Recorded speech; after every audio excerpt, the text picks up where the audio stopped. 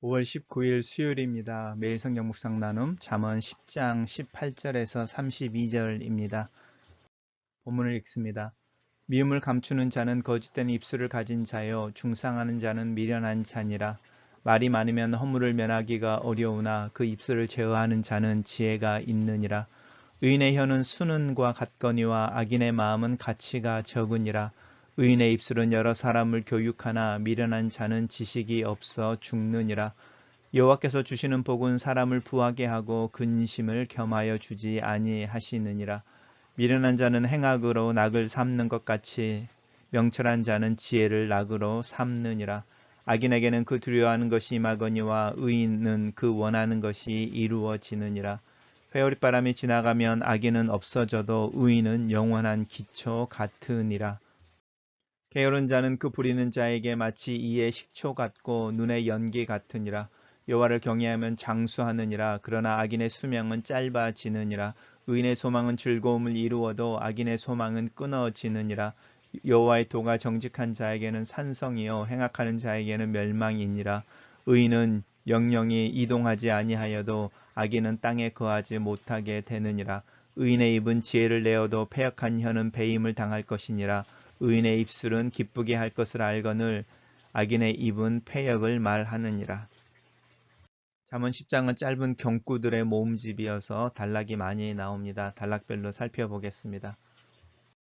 첫 번째 단락은 제목처럼 미련한 자의 말과 의인의 말을 비교하고 있습니다. 미움을 감추는 자, 거짓된 입술을 가진 자, 중상하는 자, 미련한 자라는 부분이 반복되어지면서 미련한 자, 거짓 입술을 가진 자, 중상한 자, 미련한 자들이 다 지혜 없는 자들이며 하나님 앞에서 악한 자들인 것을 이야기합니다. 입술을 가지고 제어하는 자가 지혜가 있어서 의인의 혀는 순은과 같다라고 하는데 그 입에서 나오는 말이 가치가 있고 아름답다라는 뜻입니다. 그래서 악인의 마음은 가치가 없다 이렇게 말하는데 이 말이 혀가 마음으로 바뀐 이유는 말이 그 마음에서 나오기 때문입니다. 그래서 그 의인의 입술은 다른 사람들 교육하나 미련한 자는 지식이 없어서 죽는다라고 계속 대조해서 이 어리석은 자의 말과 미련한 자의 말과 의인의 말을 비교하고 있습니다. 단락을 요약해 보겠습니다. 말이 많으면 허물이 많다. 지혜로운 자는 그 입술을 제어한다. 저는 간단하게 정리해 봤습니다. 여호와께서 주시는 복은 사람을 부하게 하고 근심을 겸하여 주지 아니하신다. 이렇게 이야기하는 구절입니다. 잠언에서는 하나님께서 지혜로운 자, 곧 여호와를 경외하는 자, 하나님을 두려워하고 의지하는 자들에게 두 가지 복을 주시는데 장수하는 것과 부해지는 것이라고 지금 계속해서 반복되어져서 나오는데 이 하나님의 복이 사람을 부하게 할 뿐만 아니라 근심하지 않게 한다라고 이야기합니다. 우리가 전도서를 기억해 보십시오. 사람이 부하면 근심이 늘어난다고 말하는데 이 사람이 부하지만 근심을 겸하지 않는다라고 하는 것은 그 부에 대해서 그만큼 떳떳하고 또 그 부가 깨끗하다는 뜻이기도 합니다. 단락을 요약해 보겠습니다. 여호와께서 주시는 복은 사람을 부하게 하고 근심을 겸하여 주지 않는다. 그냥 그대로 요약했습니다. 세 번째 단락입니다. 미련한 자는 행악을 낙으로 삼는 것, 낙으로 삼는다는 것이 기쁨으로 삼는다는 것이죠. 즐긴다라는 것입니다. 죄의 가장 큰 핵심이 이 기쁨에 있습니다. 플레저라고 하는 어떤 쾌락에 있습니다. 명철한 자는 지혜를 낙으로 삼는다라고 말할 때 이 지혜 또한 즐거움을 줍니다. 성경에서는 믿음에 대해서 기쁨 이야기를 굉장히 많이 하고 있고 이 기쁨을 열망하는 사람들이 하나님을 찾고 하나님을 의지하게 되는 것에 대한 이야기를 하고 있어서 미련한 자도 사실은 이 플레저라고 하는 기쁨 또 즐거움 어떤 쾌락이란 말이 조금은 부정적인 말이지만 그런 것들을 원하고 사실은 명철한 자도 그것을 원하는데 문제는 무엇이냐면 그 기쁨과 그 쾌락을 어떤 걸로 추구하느냐 악을 행하는 걸로 추구하느냐 지혜를 찾는 걸로 추구하느냐 이 부분인 거죠. 근데 이 결과가 있습니다. 그래서 행악하는 자 악인에게는 그가 두려워하는 것이 임하죠. 사람이 가장 두려워하는 것은 사실은 죽음인 것이고 결국은 쫓겨나는 것이나 안전해지지 않는 것이 가장 두려운 것인데 그것이 이제 이루어지는 것입니다. 그리고 의인은 그 원하는 것이 이루어진다. 소망이 이루어진다. 굉장한 대조이죠. 두려워하는 것이 임하고 소원이 이루어진다. 해오리 바람이 지나가면이라고 하는데 우리는 이 해오리 바람 이러면 토네이도가 바로 연상이 되지요. 악인은 없어진다. 하지만 의인은 영원한 기초와 같다라고 하는 부분은 흔들리지 않고 남아 있는다 이런 뜻입니다. 단락을 요약해 보겠습니다. 명철한 자는 지혜를 기뻐하고 의인의 소원은 성취된다.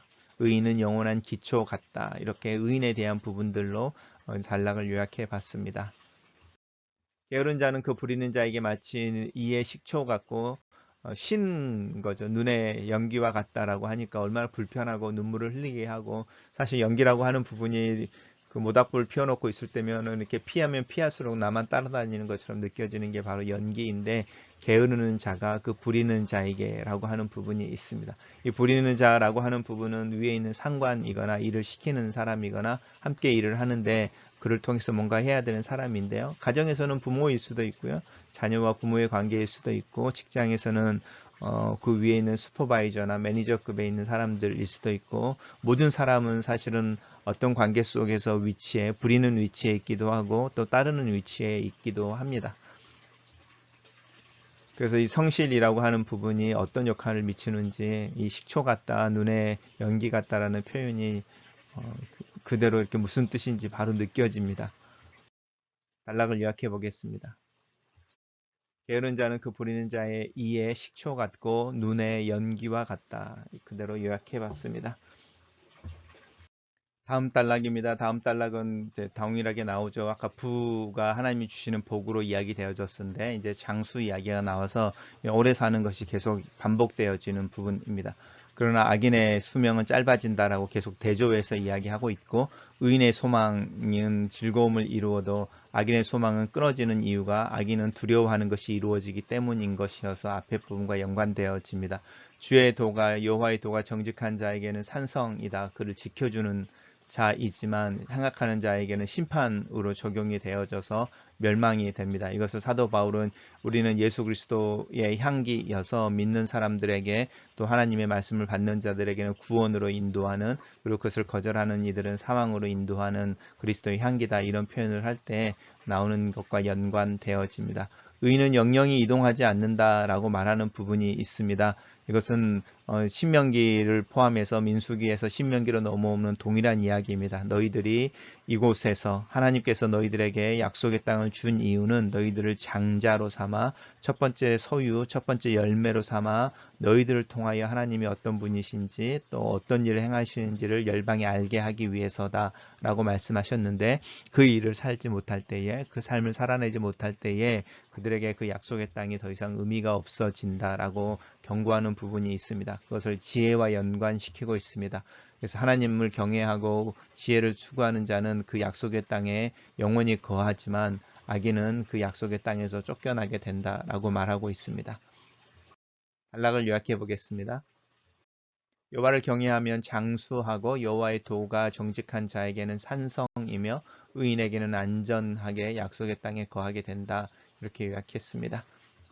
마지막 단락입니다. 의인의 입은 지혜를 낸다라고 말하는데, 이 지혜라고 하는 부분이 사실은 사랑과도 연관되어지죠. 우리 맨 처음에 본문에서 단락에서 이야기했던 사랑은 허물을 덮는다라고 말하는 부분, 또 다른 사람들의 허물에 대해서 옮기지 않는 것에 대한 이야기를 할 때 그것이 지혜로운 것이죠. 왜냐하면 여호와를 경외하는 자들이 자기 입에 파수꾼을 세우고 말들을 조심하기 때문입니다. 반대로 패역한 혀라고 말하는 이 패역한 혀는 고집스럽고 하나님을 두려워하지 않아서 자기를 높이고 자만하여 다른 이들을 깎아내리는 혀를 말하는 거죠. 결국은 하나님 앞에 심판을 받는 부분들이 있을 것입니다. 그래서 의인의 입술은 기쁘게 할 것을 안다라고 말하는데, 이제 누구를 기쁘게 할 것인지를 생각해 보셔야 합니다. 그래서 이 문장의 본문은 하나님이 받으시는, 하나님에게 합당한 말을 하는 것을 안다라는 것입니다. 그래서 의인의 입술은 지혜를 말하고 그 지혜가 하나님을 기쁘시게 하는 것을 알고 있어서 하나님을 기쁘시게 하는 말을 하지만, 이 악인의 입은 패역을 말한다라고 할 때 이제 패역이 나오죠. 완고하게 악을 행하는 고집스러움이어서 하나님 앞에 대적하고 하나님을 슬프게 하는 그런 입의 이야기들 하는데, 그 부분이 사랑과 연관시켰을 때 허물을 덮지 않고 드러내며 전달하는 것과 연관되어질 수 있습니다. 단락을 요약해 보겠습니다. 의인의 입은 지혜를 내고 그의 입술은 기쁘게 할 것을 안다. 이렇게 요약해 봤습니다. 첫 번째 묵상 포인트입니다. 지혜로움의 증거 중에 하나는 자신의 말을 제어할 수 있다는 것이다. 여호와를 경외하는 자는 하나님을 두려워함으로 자기의 말을 절제한다. 다른 이들의 허물을 감싸주고 퍼뜨리지 않는다. 말을 옮기는 자는 자신은 알지 못하지만 사람들 앞에서는 자신의 마음을 감추고 있고 그 사람 뒤에서는 험담을 퍼뜨린다. 말을 옮기는 자는 자신을 속이는 자인 것이다. 하나님을 두려워하지 않는 자가 교만한 자이다. 나는 내 입에 재갈을 물릴 필요가 있다. 무엇보다도 타인의 허물을 다른 사람들에게 옮기지 않는 것에서 그 재갈 물림이 시작된다. 두 번째 묵상 포인트입니다. 여호와께서 주시는 복은 사람을 부하게 하고 근심을 겸하여 주지 않는다. 나는 돈의 넉넉함으로 인하여 오히려 근심에 빠지지 않는지, 투자한 금액만큼 이익이 나오지 않는 보고서에 마음이 상하지는 않는지, 새로 산 차 때문에 오히려 잠을 이루지 못하고 걱정하지는 않는지, 어쩌면 내가 누리는 재정의 복은 내 힘으로 성취해낸 것인지도 모른다.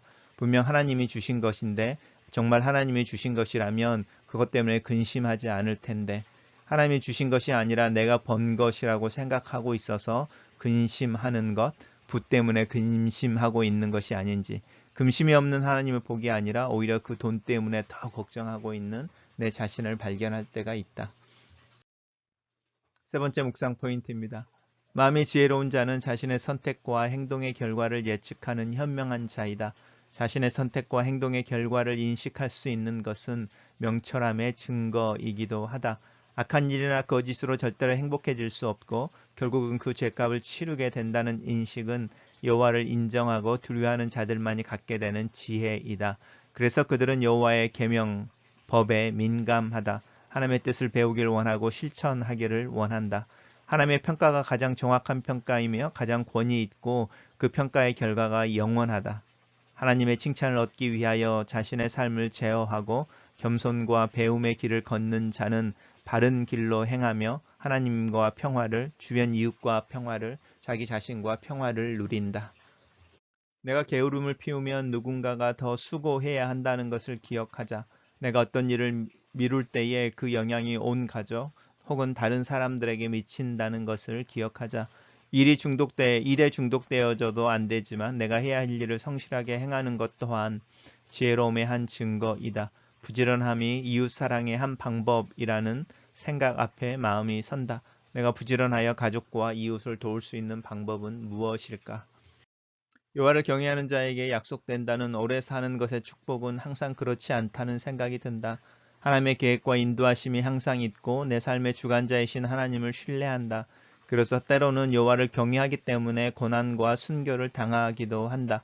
오래 살기 위해서 여호와를 경외하는 것이 아니다. 여호와를 경외하기 때문에 오래 사는 축복을 받는다. 그런데 여호와를 경외하면 인생의 길이에 대해서 무감각하게 되는 것 같다. 부르시는 날까지 오늘 하루를 최선으로 성실과 부지런함으로 살아가기 위해 애쓰는 자가 되기를 원한다. 하나님 앞에 서 있는 것이 중요하다. 하나님의 임재 안에서 살 때에 나는 어느 곳에 있든지 또 얼마나 살든지 하나님의 약속의 땅에 거하고 있기 때문이다. 마지막 묵상 포인트입니다. 다시 말로 돌아간다. 입에서 나오는 말은 마음을 드러낸다.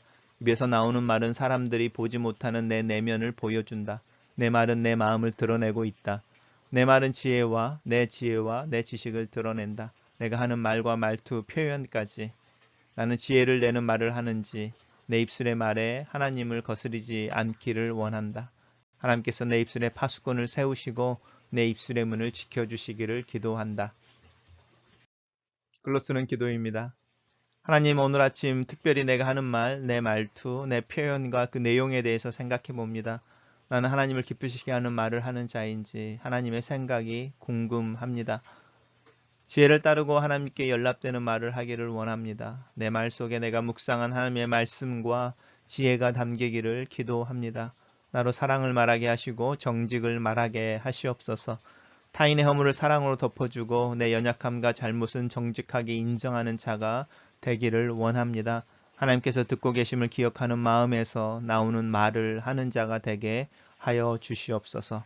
다시 한번 내 마음에 하나님의 사랑, 하나님의 정의, 하나님의 공감과 정직이 있기를 기도합니다.